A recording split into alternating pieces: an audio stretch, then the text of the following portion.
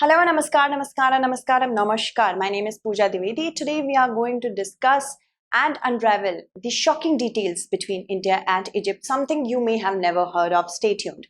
Before I begin the class, I would like to inform you about 3 courses that we have launched.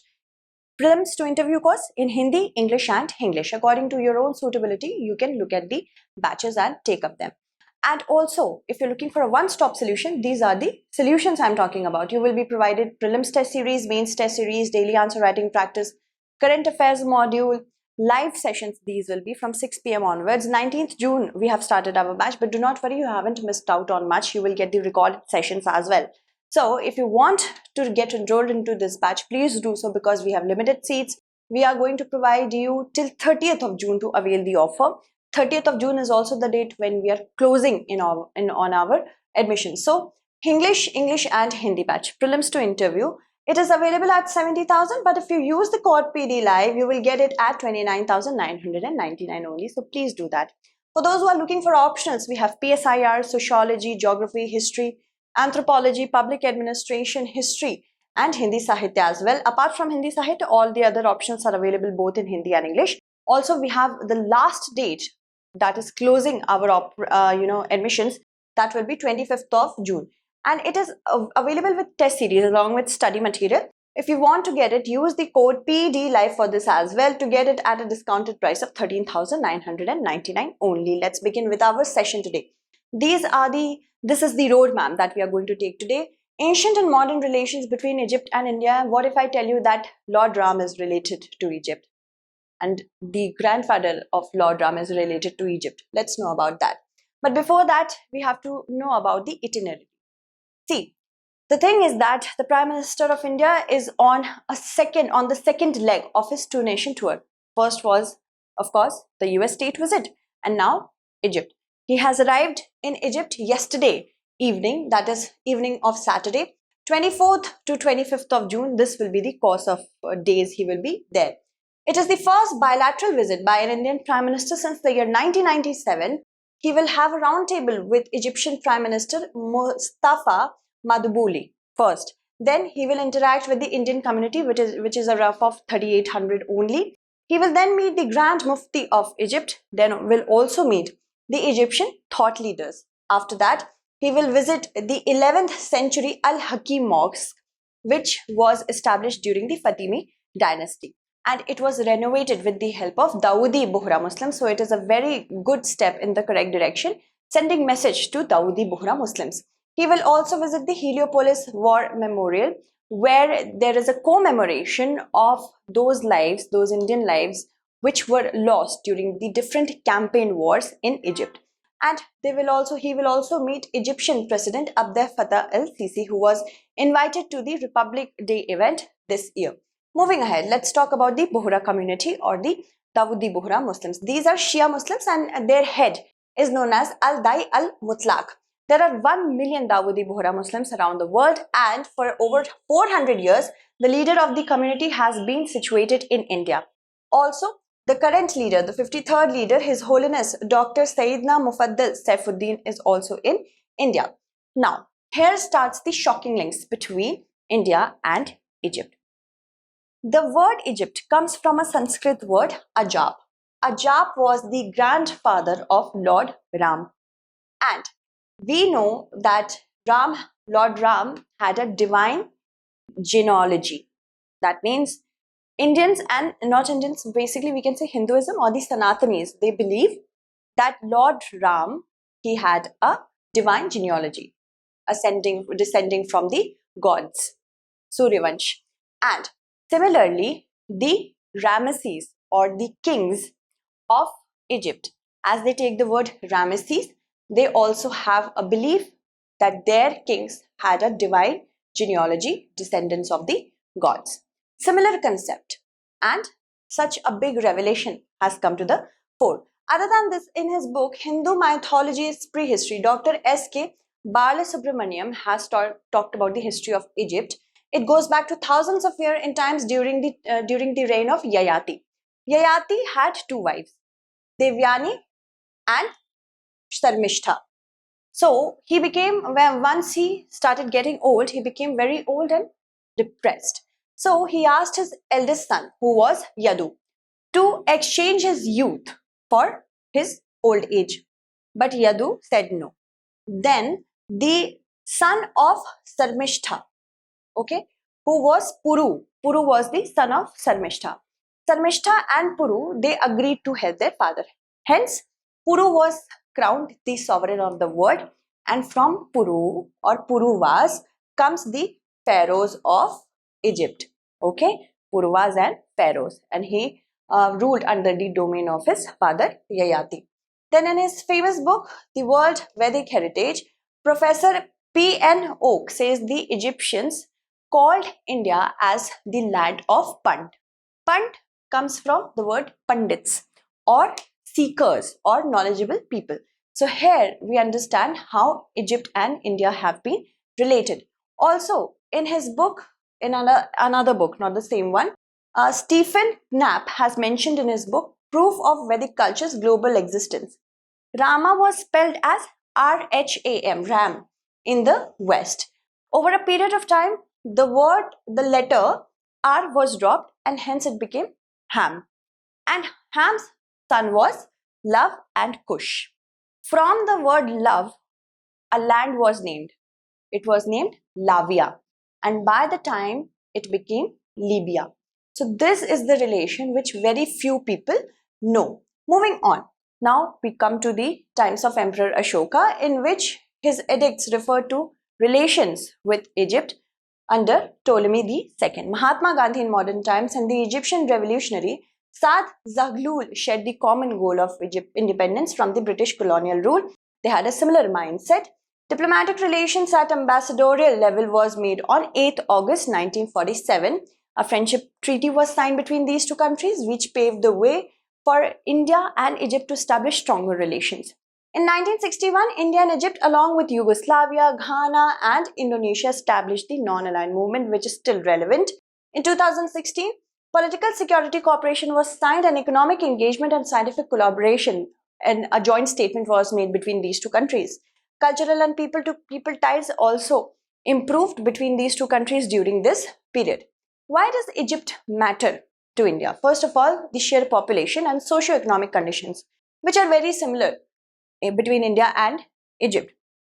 Egypt is one of the few countries in Africa which is politically stable as of now, and it has a chance of remaining politically stable for a longer period of time. Hence, investment will be safe over here.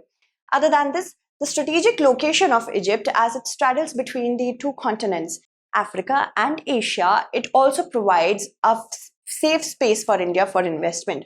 Egypt has also emerged as a major hub of counterterrorism, which India always talks about. Egypt has been a part of the US-led global coalition to defeat ISIS, which was established in the year 2014. So India also wants to partner with those countries who have proper knowledge of such counterterrorism efforts. Egypt opened a new military base by the name of Berenice. This is on the Red Sea. So it has a military presence over here in the Red Sea, which is also a very important trade route for India. So that is why Egypt becomes important. Why is India so important to Egypt? See, Egypt wants investment right now because of the economic crisis that it is going through. China, we all know how China invests. China invests at a price. So cost cutting Egypt wants to do. India is a partner when it comes to economic cooperation, but China becomes the supervisor or the authority. So Egypt wants to change that narrative. Cairo is also keen on buying India's defense equipment such as Tejas fighter jets and Dhruv light attack helicopters because of its geopolitical issues.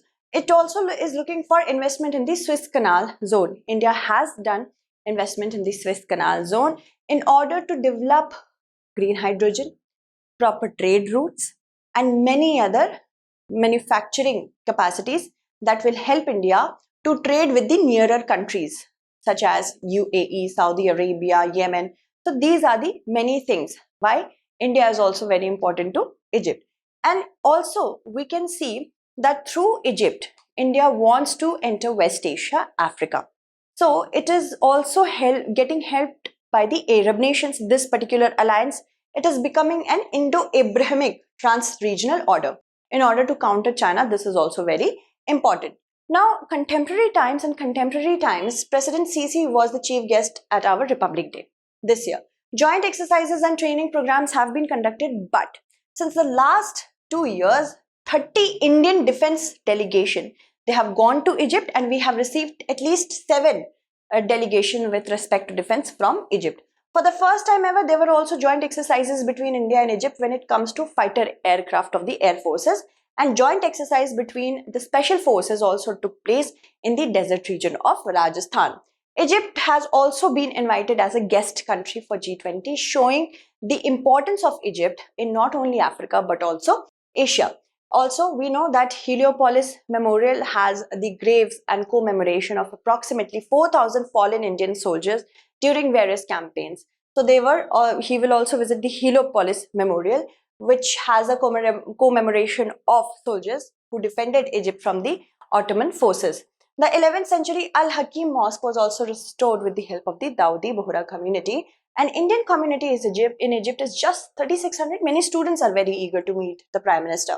Indian investment in Egypt is currently more than $3.15 billion, so we have to safeguard our investment as well. The current level of bilateral trade, that is for the year, not the current, but for the year 2021-22, it was $7.26 billion, and it has a potential to reach $12 billion in the next 5 years. A memorandum of understanding was also signed in January on cultural cooperation to exchange cultural civil activities in the realm of music, dance, theatre and literature. Now, Egypt has offered dedicated cluster to India when it comes to developing the Suez Canal economic zone. Suez Canal is also very important because it has given an edge to India when it comes to trade from India to Europe. If Suez Canal wasn't there, India would have gone through this particular route, which is long as well as not very cost effective. So Suez Canal is a region which is of huge significance when it comes to the trade between India, when it comes to oil specifically between India and other countries, and also it is close to many oil producing countries in the Middle East. That is why it is very important. See, this is the master plan of the Suez Canal. Also, if we have to talk about the other importance of Suez Canal when it comes to oil, a total of 4.8 million barrels per day of oil trade takes place through here. But 500,000 barrels per day of crude is shipped to India. Out of 4.8 million, this is our share. SC zone also includes a number of industrial and logistics zone to develop many cross-cutting technologies. It is a part of Egypt's plan to transform the country into a global logistical and commercial center so that manufacturing capacities could be leveraged by linking the Red Sea and the Mediterranean Sea through mega industrial channels. SC zone has signed a framework of agreement with Indian company ACME. Also, under it, we are planning to launch a project for green hydrogen in the Sokhna port by early 2020 port. Mind you, here China has also invested. Here is the Sokhna port we are talking about. Okay, so it could be asked in your preliminary examination as well as a map-based question. India's trade stood at $6,016 million in 2022-23. It has declined by 17% as we compare it to the last year. Nearly a third of it was petroleum related. And India was Egypt's 6th largest trading partner, but Egypt was India's 38th. Indian investment in Egypt were much more than Egyptian, which is just 37 million for India.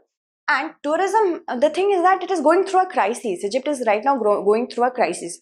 Post-pandemic, tourism has dropped, which got it considerable amount of foreign exchange.